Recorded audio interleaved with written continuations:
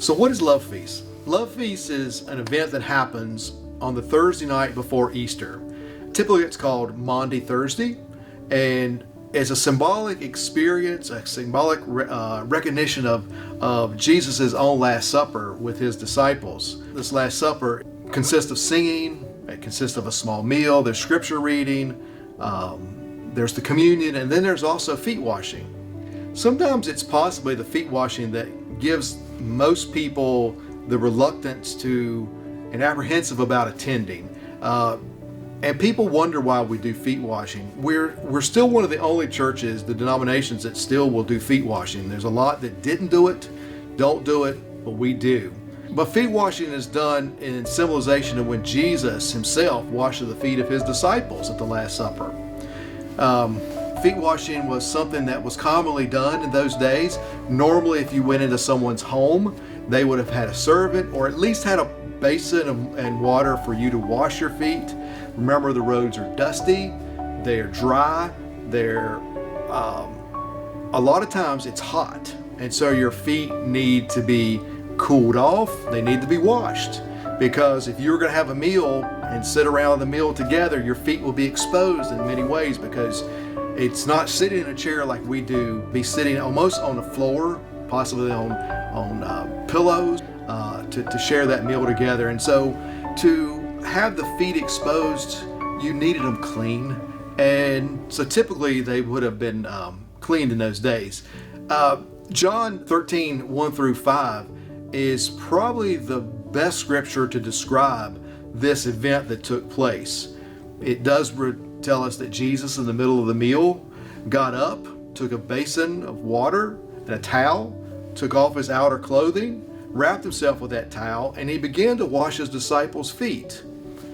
A very unique, a very odd demonstration that Jesus performed for his disciples. After all, Jesus is king. Jesus is the Messiah. Jesus was the teacher. And by teacher, people would have done for him, not him doing for them.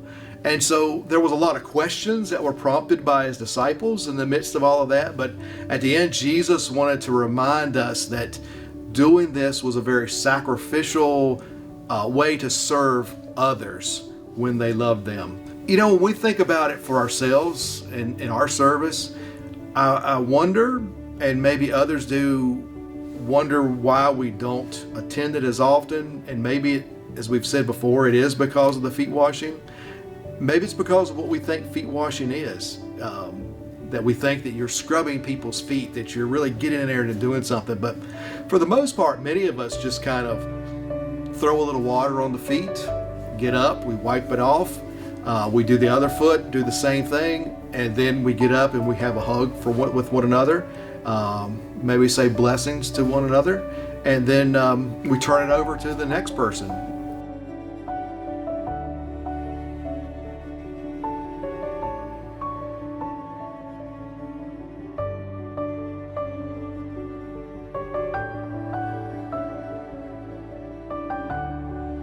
We always want to say that we don't want feet washing to be a hindrance to your coming to the service because of the uniqueness of the whole service itself. But there is the joy of the simple meal that we have with one another. A simple meal possibly of sliced bread with beef, beef broth, grapes, water, maybe some other fruit or something in the midst of it. The meal is not so much the highlight of the evening. That comes later. Neither is feet washing, but they sort of symbolize the idea of fellowship and of service. Be reminded too that the feet washing is not required if you're not comfortable with it. We do offer hand washing. Some folks use that because they can't stoop down. Their bodies just don't let them anymore. And there's also the idea that you can sit and watch, observe what others are doing, and maybe that'll key you in so that the next time we do it, you might enjoy participating. Again, as we think about this meal, this time together, there'll be scripture readings that we'll have. We have some hymns that are played. There'll be some meditations that revolve around the particular scriptures. And then there is the highlight of the evening, which is communion. The communion, which is the bread and the cup. Something that many people are familiar with, especially if you're on a Sunday morning when we do that, where we have the wafers and we have the juice that represent the blood and the body of Jesus, which is pretty much the big important event or our civilization in the midst of our communion together, because this represents this meal that Jesus had with his disciples the night before he'll be betrayed, before he'll go to trial, before he will be put to death on the cross.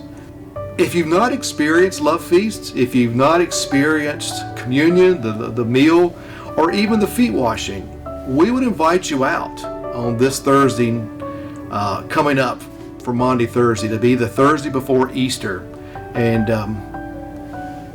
see what it might mean to you. Watch how amazing, watch how moving this service can be if you allow it into your heart to do. So let us join together on Maundy Thursday.